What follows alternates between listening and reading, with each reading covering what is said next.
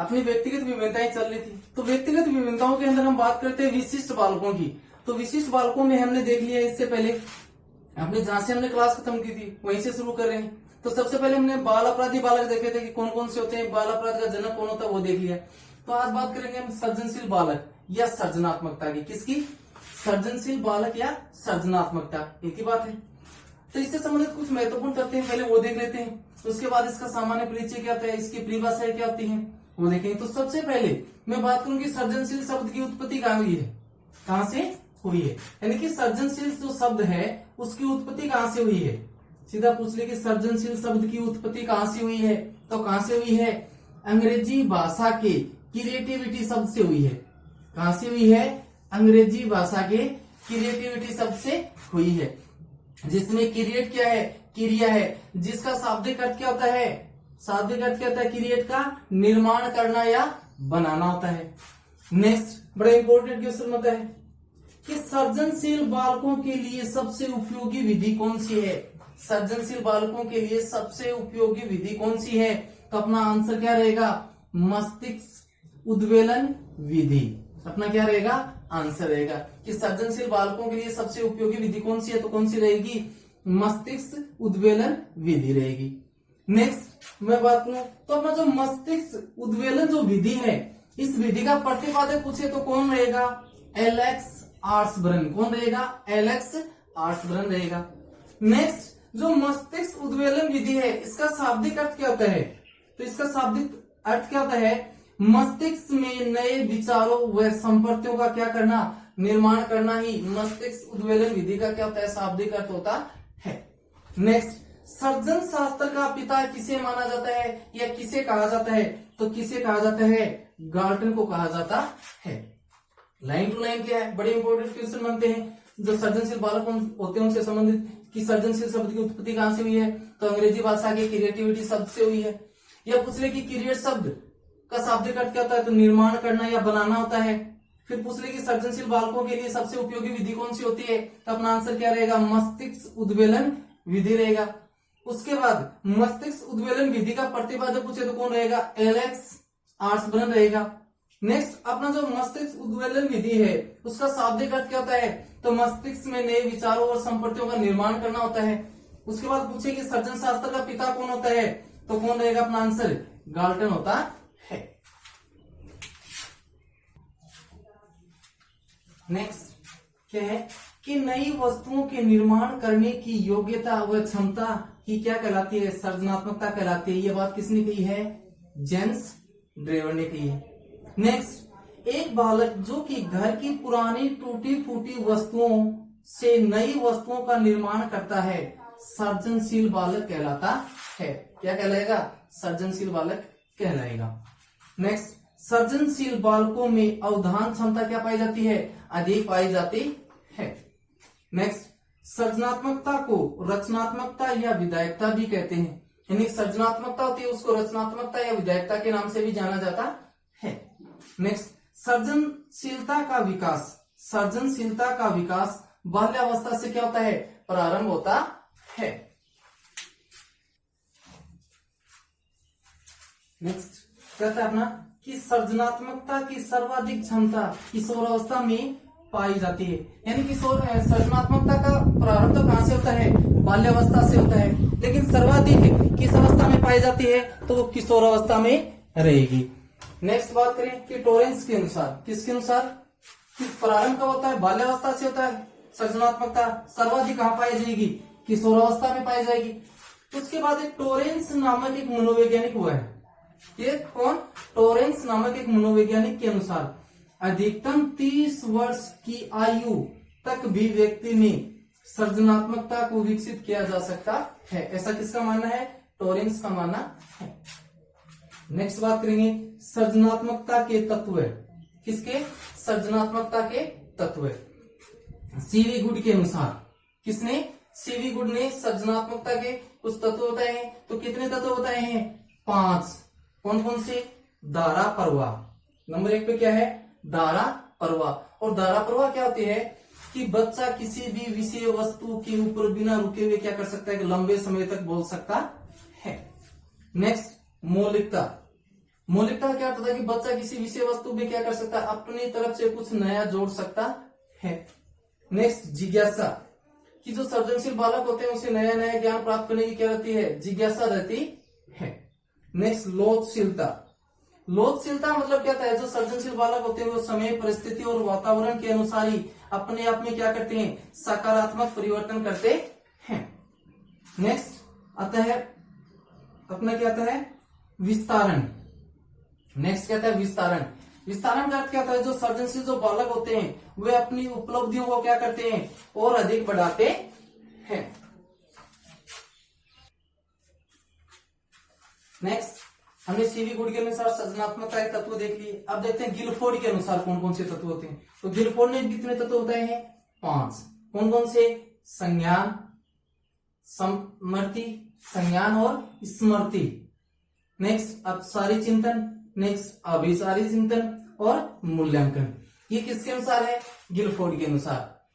तो गिलफोर्ड ने कौन कौन से तत्व बताए हैं, संज्ञान बताया, स्मृति बताया, अपसारी चिंतन, अभिसारी चिंतन और मूल्यांकन। नेक्स्ट हम देखते हैं सृजनशील बालक या सृजनात्मकता की विशेषता, कि एक सृजनशील बालक होता है उसके अंदर कौन कौन सी विशेषताएं वो पाई जाती हैं। तो नंबर 1, सृजनात्मकता एक सार्वभौमिक होती है, यानी कि सभी में सृजनशीलता का गुण पाया जाता है। नेक्स्ट सृजनात्मकता अर्जित और वातावरणीय क्या है, होती है, यानी कि सृजनात्मकता को अर्जित किया जाता है और जन्मजात प्रवृत्ति भी पाई जाती है।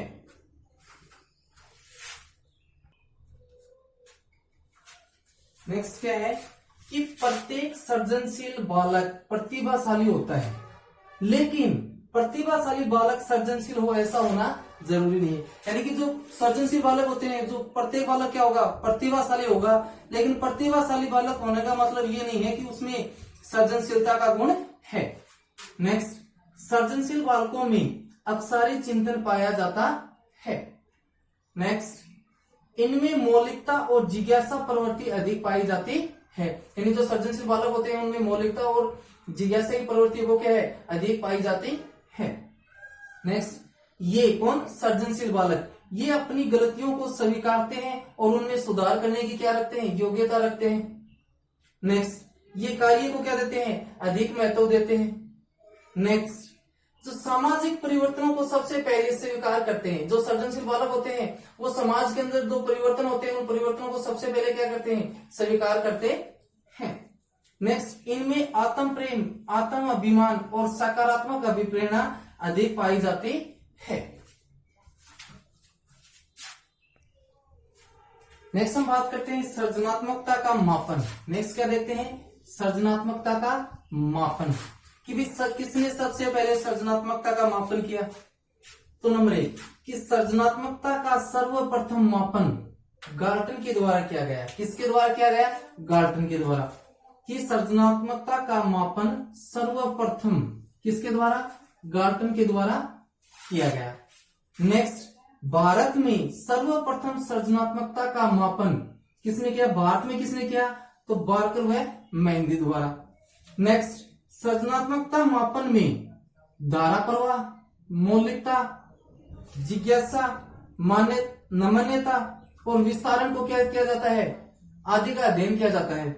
यानी कि जो सृजनात्मकता का मापन है उस मापन के अंदर कौन कौन सी चीजें शामिल होंगी, धारा प्रवाह शामिल होगा, मौलिकता शामिल होगी, जिज्ञासा शामिल होगी, नमनीयता शामिल होगी और विस्तारण, इन सभी का क्या किया जाएगा, अध्ययन किया जाएगा। नेक्स्ट हम बात करते हैं सृजनात्मकता के परीक्षण, कि सृजनात्मकता का परीक्षण वो कितने आधार पर किया जाता है। तो कितने आधार पर कितने परीक्षण किए जाते हैं सृजनात्मकता के, 2 परीक्षण किए जाते हैं। तो पहला आता है बी.आर. पासी का परीक्षण। इसका बी.आर. पासी का परीक्षण, ये क्या आता है कि इसे 4 भागों में बांटा गया है। बी.आर. पासी का जो परीक्षण है वो कितने भागों में बांटा गया है, 4 भागों में। नंबर 1 पे क्या रहेगा अपना, समस्या जांच परीक्षण। समस्या जांच परीक्षण ये कहता है कि इसमें बच्चे से दैनिक जीवन में काम में आने वाले 4 ऐसे प्रश्न पूछे जाते हैं जिनका बच्चे को क्या करना होता है, जवाब देना होता है। नेक्स्ट परिमाप परीक्षण। नेक्स्ट कौन सा आता है, 2 नंबर पे परिमाप परीक्षण। प्रीमा परीक्षण क्या होता है कि बच्चे से 4 ऐसे प्रश्न पूछे जाते हैं जो असंभव होने वाले हो, लेकिन क्या हो जाए वो संभव हो जाए, तो उनका क्या परिणाम होगा। इस तरीके से बच्चे से क्या किया जाते हैं, प्रश्न पूछे जाते हैं। नेक्स्ट आता है चित्र पूर्ति परीक्षण। नेक्स्ट क्या आता है, चित्र पूर्ति परीक्षण। इसमें क्या होता है कि बच्चे को अधूरा चित्र दिया जाता है जिसे बच्चे को क्या करना होता है, पूरा करना होता है। नेक्स्ट वर्ग पहेली परीक्षण। वर्ग पहेली परीक्षण में क्या था, अंकों व शब्दों से संबंधित बच्चों को एक वर्ग पहेली दी जाती है जिससे बच्चा क्या करता है, उस वर्ग पहेली को सोल्व करना होता है, उसका समाधान या उसको सुलझाना होता है। नेक्स्ट अपना परीक्षण आता है टोरेंस का परीक्षण। दूसरा परीक्षण कौन सा आता है, टोरेंस का परीक्षण। तो टोरेंस ने भी अपने परीक्षण को 4 भागों में बांटा है। नंबर 1 पे क्या रहेगा, उत्पादन उन्नयन परीक्षण। उत्पादन उन्नयन परीक्षण। उत्पादन उन्नयन परीक्षण क्या होता है कि बच्चे को एक अधूरा खिलौना दिया जाता है जिसके अंदर बच्चे को कमियों को क्या करना होता है, खोजना होता है। नंबर 2 पे कौन सा आता है, टिन डिब्बा परीक्षण। नंबर 2 पे कौन सा आएगा अपना, टिन डिब्बा परीक्षण। टिन डिब्बा परीक्षण क्या होता है कि बच्चे को टिन डिब्बा के दैनिक जीवन के से संबंधित 4 उपयोग पूछे जाते हैं। नेक्स्ट आता है अपना नंबर 3 पे वर्ग परीक्षण। नेक्स्ट क्या आता है, वर्ग परीक्षण। और टोरेंस ने वर्ग परीक्षण में क्या किया कि बच्चे के सामने एक बड़े वर्ग की आकृति दी जाती है और साथ में छोटे छोटे आकृतियां दी जाती हैं और उन आकृतियों को उस वर्ग के अंदर क्या करना होता है, बच्चों को बनाना होता है। वो क्या कहलाएगा अपना वर्ग परीक्षण। नेक्स्ट नंबर 4 पे कौन सा परीक्षण आता है, घन परीक्षण। कौन सा आता है, घन परीक्षण। घन परीक्षण में क्या होता है कि बच्चे के सामने एक बड़े घन की आकृति होती है और उसके अंदर क्या छोटे छोटे घन बने हुए होते हैं और उनमें उस बच्चे को क्या करना होता है, उन घनों की संख्याओं को बताना होता है।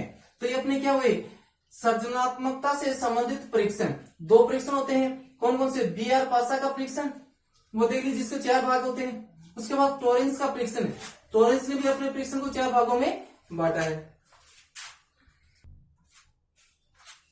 नेक्स्ट हम देखते हैं कि सृजनशील बालकों का विकास करने के लिए अध्यापक की क्या भूमिका होती है, यानी सृजनात्मकता में अध्यापक की क्या भूमिका होती है, उसको देखते हैं।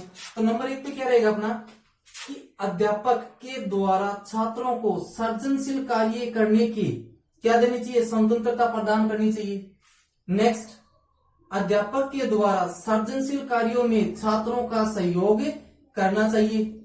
नेक्स्ट पाठ्य सहगामी गतिविधियों का क्या करना चाहिए, आयोजन करना चाहिए।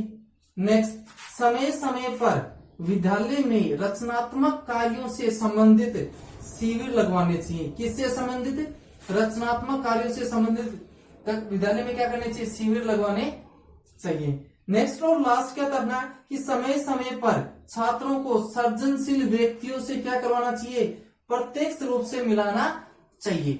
तो ये अपने कौन से बालक थे, सृजनशील बालक बोले या सृजनात्मकता। तो सब पहली क्लास में हमने क्या देखा था, बाल अपराधी बालक। उसके बाद आज की क्लास अपनी किसकी हुई है, सृजनशील बालक की। नेक्स्ट अपने जो अन्य विशिष्ट बालक है वो देखेंगे। तो आज की क्लास अपनी यहीं तक रहेगी।